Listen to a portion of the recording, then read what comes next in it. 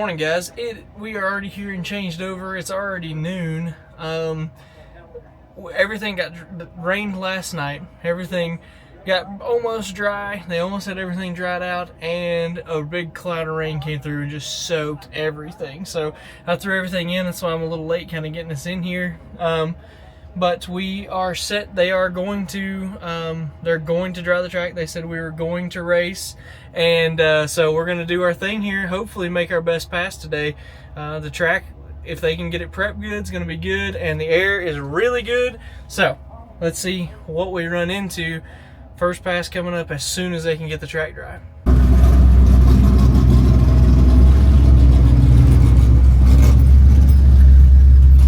All right, we're heading to the lanes now. The temperature is cool, the air is nice. Man, I hope this thing runs.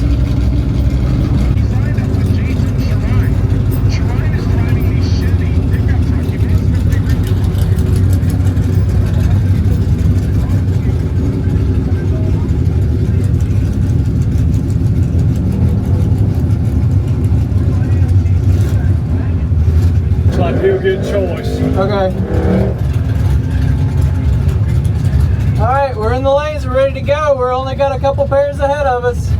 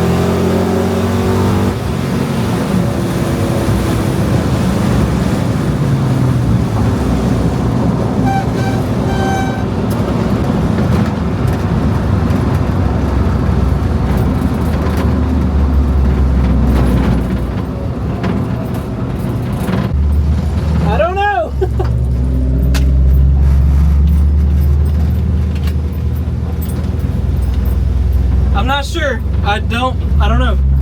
It was throwing me off. The guy beside me was so much louder, I couldn't tell what this thing was doing because I couldn't hear it that good. I don't know. I guess we'll find out here in just a second. Just hope it was an 8. Still shifts, so that's a positive. It was in the right lane again, so thank you, sir. Appreciate you. 884, that's a new best.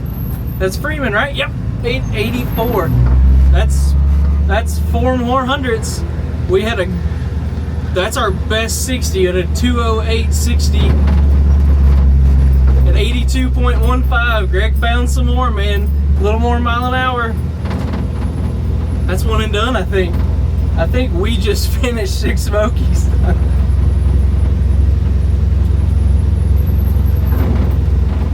That's pretty cool.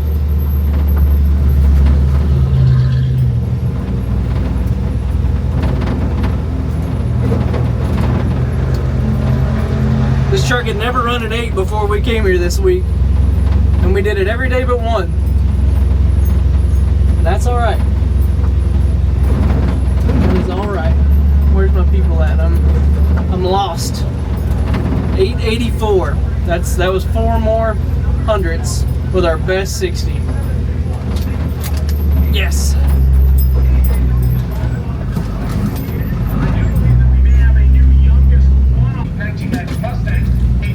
Woo! Where's Jerry at? Woo! He stopped the recording on this thing. I wonder what it did. That'll be very interesting to see also.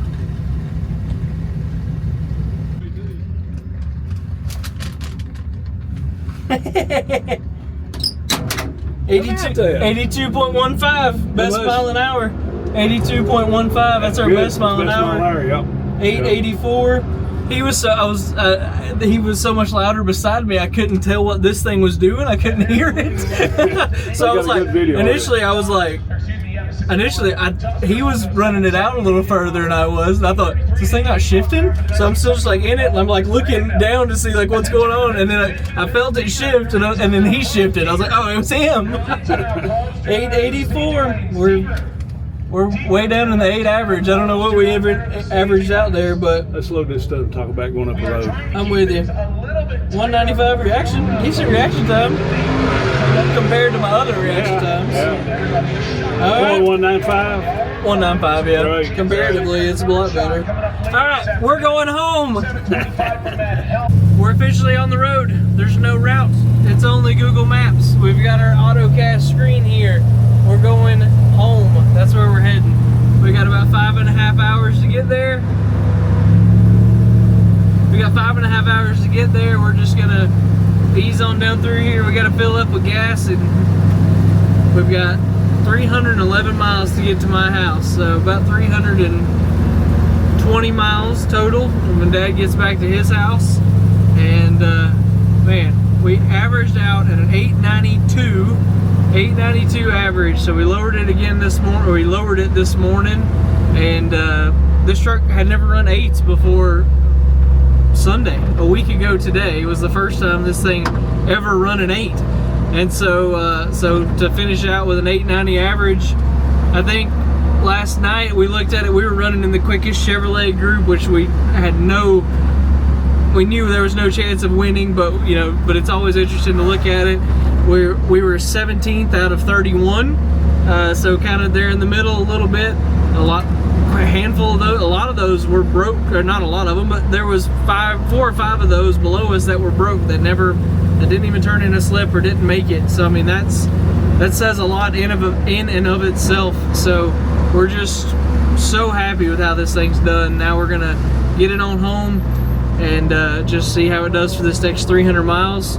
It's a beautiful day after that weather moved through, left turn, and yeah, so let's get home.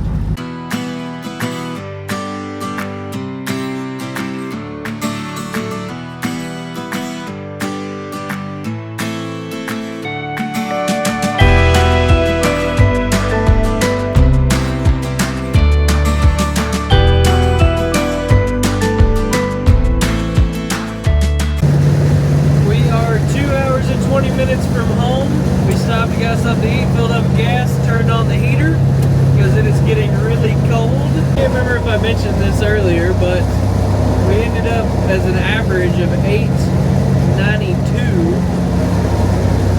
was our average for the week. So our slowest time slip that we turned in was a 9 flat, 9004.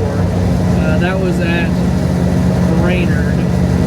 Yeah, that was at Brainerd. We run an 897 at Crossville. We run an 890 at Huntsville the first day, an 888 at Knoxville, and then we had that 884 this evening. So that averaged us out. We had that rain day in Nashville. Well, the guy tore down the tree, or tore up the wiring on the tree, so they counted it like a rain day. So that day was just ignored for everybody. I'm curious to see when they'll put out the official standings, see where we washed out and everything. Like I said, there's a long list of people on there that didn't make it at all. So that's a pretty big accomplishment right there. Well guys, it is well dark. Dad's dropping me off before he gets the truck to the shop because I live on the way to the shop from where we've been coming. But we did it. This thing had made it over 1,500 miles. I'll have to do some figuring and figure out the exact mileage because we luckily wrote down the mileage right before we left, so we can get an official everything mileage check on this thing. That'll come in the next video. I appreciate everybody that's watched one of these this week. This has been a really cool deal. We've learned a lot. We've done a lot. We've proved that we can do this even with, even with an 890 truck. You can go out here and you can do this and just have a really good time with good people. If you've ever wanted to do it, put something together and do it. Well, I didn't like finishing it there, so it's a couple days later at this point, and it's been back to the real world. We've been kind of getting back into things, me back into the real work. They don't tell you about the come down after a drag and drive event and kind of the shock that you have of coming back into the real world. But we did get the truck unloaded. It's sitting here. We've got, well, mostly unloaded. Looks like Dad has put some of it back into the bed of it. We're just kind of getting everything taken out, compressors and generators and everything. Just getting everything, like I said, back to how it's supposed to be. This truck has done extremely well. Honestly, I think better than either one of us expected it to. It's consistent. We found time all week. Let's be honest, we didn't turn a bolt on this thing. We tightened up 2 lock nuts on the 4-link, and that was us. We didn't tighten those well. Everything else on this thing was practically flawless. Now, there are a few little things. The fuel tank continues to have weeping spots. I'm extremely disappointed in this thing. I have 2 different patches of JB Weld tank weld trying to patch up some of the leaky spots on this thing. You can see one there in the corner there, and you can see it isn't even doing it that well. There's another over on that side. That fuel tank has been nothing but a nuisance since the day we got it. We've had leaks on and on and on and on.